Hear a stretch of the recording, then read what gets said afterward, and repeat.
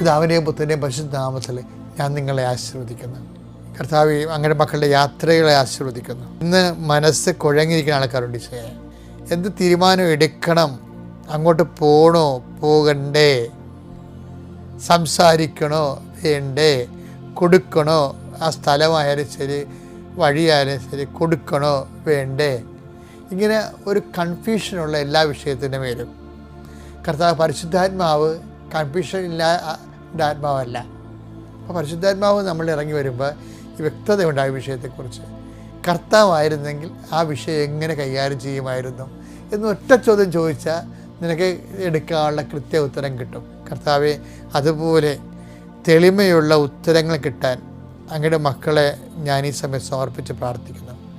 ദുരൂഹമായ സാഹചര്യങ്ങൾ, സന്നിഗ്ധമായിട്ടുള്ള സംസാരങ്ങൾ, ഇടപാടുകൾ, അവിടെയെല്ലാം ഒരു തീരുമാനം എടുക്കാൻ, ഒരു നിലപാടെടുക്കാൻ, ഒരു സംസാരിക്കാൻ കർത്താവ് നിനക്ക് തെളിമയുടെ ആത്മാവിന് നൽകട്ടെ എന്ന് പ്രാർത്ഥിക്കുന്നു. നിനക്കിനി ഭാരപ്പെടുന്ന ദിവസങ്ങളിലൂടെ കടന്നു പോവുകയാണ്. നിൻ്റെ മക്കളെ പഠിപ്പിക്കണം, ഉന്നത വിദ്യാഭ്യാസം വേണം. അതിനുള്ള തീരുമാനം എടുക്കേണ്ട സമയമാണ്. ഗ്രൂപ്പിനെക്കുറിച്ച് സംശയമുണ്ടാകും.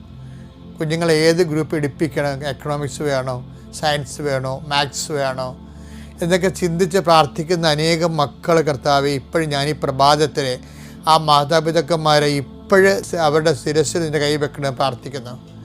കൃപാസനം നടന്ന 10,000 ആരാശക്തിയാൽ അവർക്ക് ബോധോദയം ഉണ്ടാകാനും അവരെടുക്കുന്ന തീരുമാനം തെറ്റാതിരിക്കാനും അവർക്ക് അതിൻ്റെ ആത്മവിശ്വാസത്തോടുകൂടി ഇത് കറക്റ്റ് തീരുമാനമാണ് എന്ന് പറഞ്ഞ് അവർക്ക് ദൈവത്തിൻ്റെ കൃപയിലൊരു തീരുമാനം എടുക്കാൻ, മക്കളെക്കുറിച്ചും ജീവിതത്തെക്കുറിച്ചും കല്യാണത്തെക്കുറിച്ചും വിവാഹത്തെക്കുറിച്ചും കുഞ്ഞുങ്ങളെക്കുറിച്ചും അവരുടെ പഠനത്തെക്കുറിച്ചും കൃത്യമായ തീരുമാനമെടുക്കാൻ കർത്താവ് നിന്നെ ആശീർവദിക്കട്ടെ.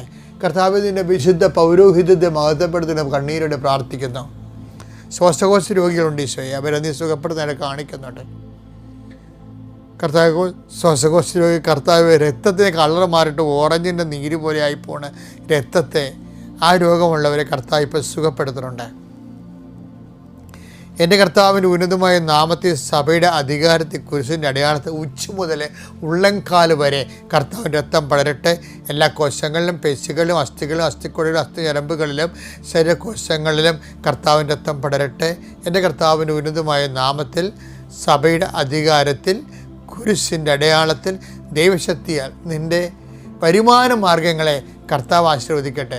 നിൻ്റെ കടകമ്പോളങ്ങൾ, വ്യാപാര വ്യവസായങ്ങൾ, ഏജൻസികൾ, നിനക്ക് എവിടുന്നാണ് പണം ലഭിക്കുന്നത്, അതിൻ്റെ തടസ്സമായി നിൽക്കുന്നത്, ആ തടസ്സങ്ങൾ ഈ നിമിഷം ഞാൻ അർപ്പിച്ചിട്ടുള്ള 10,000 കുർബാൻ്റെ ശക്തിയാൽ ഞാൻ ബന്ധിക്കുന്നു. ദൈവവേദലെ നീ സ്വതന്ത്രനാവുക. നിൻ്റെ കാര്യങ്ങൾ നിനക്ക് ഒറ്റയ്ക്ക് ചെയ്യാൻ പറ്റാത്തതിൻ്റെ പേരിൽ ഉറക്കവും ക്ഷീണവും കൊണ്ടുകൊണ്ട് നിൻ്റെ മനസ്സ് ഭാരപ്പെട്ടിട്ടുണ്ടെങ്കിൽ കർത്താവിൻ്റെ വിശുദ്ധമായ രക്തം നിന്നെ തളിക്കപ്പെടുകയും നിന്നെ കർത്താവ് വീണ്ടെടുക്കുകയും നിനക്കത് ഈസിയായിട്ട് ചെയ്യാൻ പറ്റുന്ന ഒരു സംവിധാനത്തെ കർത്താവ് നയിച്ചു കൊണ്ടുപോവുകയും ചെയ്യട്ടെ. എൻ്റെ കർത്താവിൻ്റെ ഉന്നതമായ നാമത്തിൽ നീ ഇപ്പോൾ പുറപ്പെട്ട് രാത്രി തിരിച്ച് നിന്റെ വീട്ടിലെത്തുന്നവരെ ചെയ്യേണ്ട എല്ലാ ഉദ്യമങ്ങളിലും, ജോലികളിലും, ജോലിഭാരങ്ങളിലും, തീരുമാനങ്ങളിലും, യാത്രകളിലും, ഉപയോഗിക്കുന്ന വാഹനങ്ങളിലും, നടക്കുന്ന എല്ലാ മേഖലകളിലും കർത്താവിൻ്റെ ശക്തി നിൻ്റെ ഹൃദയത്തെ സ്പരിക്കട്ടെ. നിൻ്റെ ശരീരത്തെ സ്പർശിക്കട്ടെ. നിൻ്റെ കർത്താവിൻ്റെ ശക്തി ഉച്ചമുള്ളംകാലം വരെ നിന്നെ അനുഗ്രഹിക്കട്ടെ.